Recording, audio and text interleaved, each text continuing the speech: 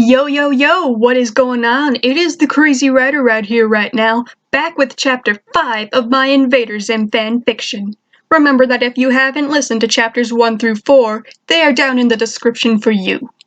This reading, we're going to be doing something a little bit different. Instead of reading in my normal voice, I'm going to read all non-dialogue parts of this chapter in an accent. A jazzy girl accent. Why am I doing it in an accent, you ask? Because I like doing accents. I think they're fun. Don't worry, this isn't going to be the new norm. Just every once in a while, I'd like to do a funny voice or accent just to spice things up. I don't care if you find it offensive. I'ma do it. But enough with that. Let's get this story started. So sit back, relax, and enjoy it all. Right here, right now. Chapter 5 Splash! I was finally talking about Zim and Dib again, but could still never talk to them together without them fighting. I now alternate evenings at Zim and Dib's houses. I like my time at Zim's house because he monologues his plans to me for conquering the earth. He's also promised to spare every wolf and possibly let them be soldiers that have a higher ranking than the humans. I very much like that idea of his. I enjoy my time at Dib's house because of the way he scratches at my ears and at my belly while watching mysterious mysteries. After the show, he talks so passionately to me about the paranormal, and I listen to him like no one ever does. Dib and Zim are both always telling me what a good listener I am. For lunch, I mix up who I sit with depending on how I'm feeling. Melvin had been caught eating paste, and Miss Bitters just about punched the entire class. So, young man, now you see there's a price to pay for eating paste. Would you say losing the use of your mouth was worth it? She had pasted his mouth shut, and he nodded. Zim laughed. Stupid silent glue boy. There was a rumble of thunder outside, and I started shaking my tailbone with excitement. I absolutely love the rain. It brings out all the smells of everything so clearly. Zim looked out the window nervously as single drops of rain tapped the window.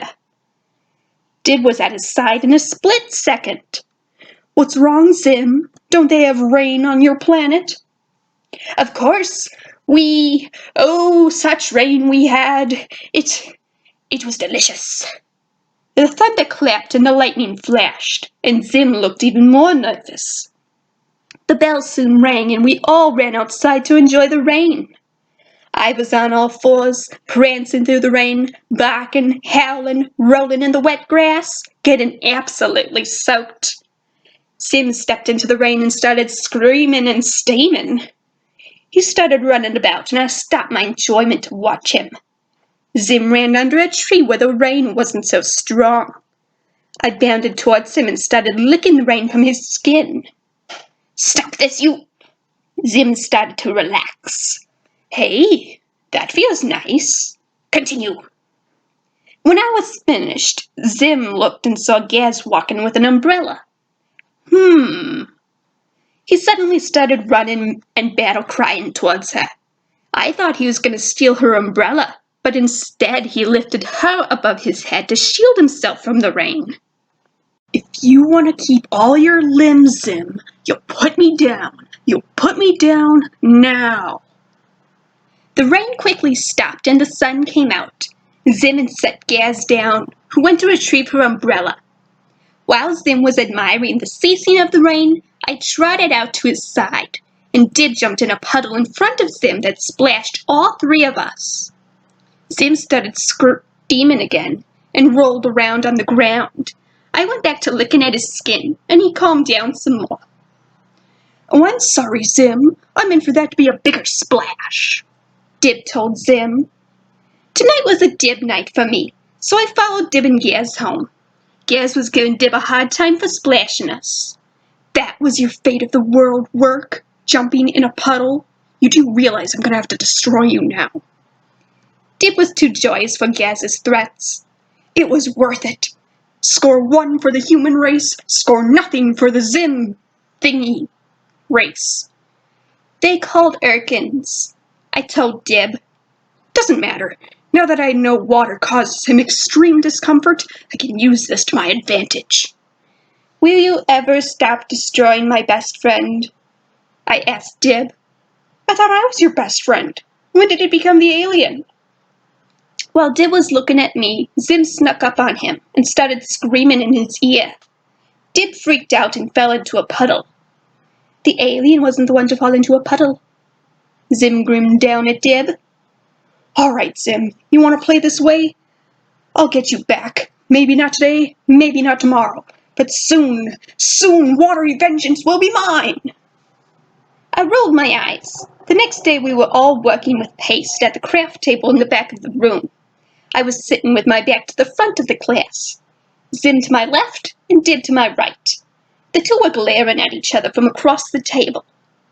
Dib suddenly ducked away from his seat and slightly turned on the faucet behind Zim.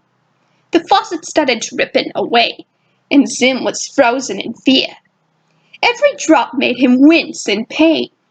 I couldn't stand to watch this happen, especially with Dib's sadistic smile. I got up from my own seat and turned the faucet back off.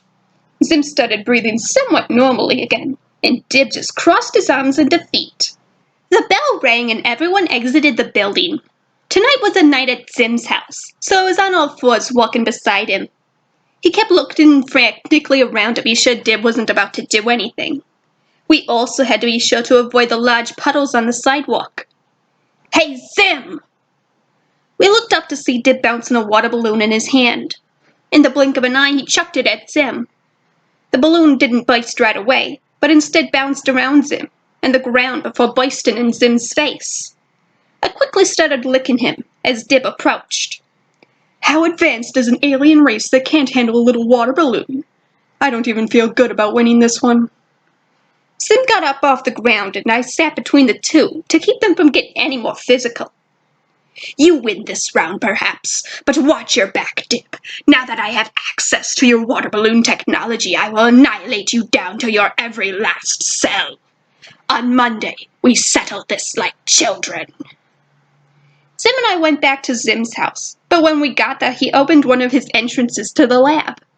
I'm sorry, Wolf Monster Liz. I can't spend my usual time with you tonight or this weekend. I must work on my plans to get revenge on the Dib's child. Can I help? Not likely. I'll be working alone on this one. But in case I do need you, take this. Zim handed me a futuristic digital watch. We can use it to communicate when we're not together. That way, if I know you're coming over, I can wait outside instead of you doing that stupid howling thing to draw attention to the base. I put the watch on my wrist. Nice. Thank you, Irken Overlord. Zim laughed. Ah, you are precious, aren't you? He stroked my head. Now be gone with you. I left the house and made my way to the membrane house and started howling. Gaz eventually opened the door and let me in. The big-headed loser is working on his stupid plans to beat that stupid Zim on Monday. He said not to bother him until it's Monday. I pouted and lowered my head on the couch. Monday morning I was awoken by my wrist vibrating. I tiredly opened my eyes and hit a button to see Zim's face. Liz, let me ask you, how good are you at swimming? Huh? Me good, I guess. Wolf pups learn swim early.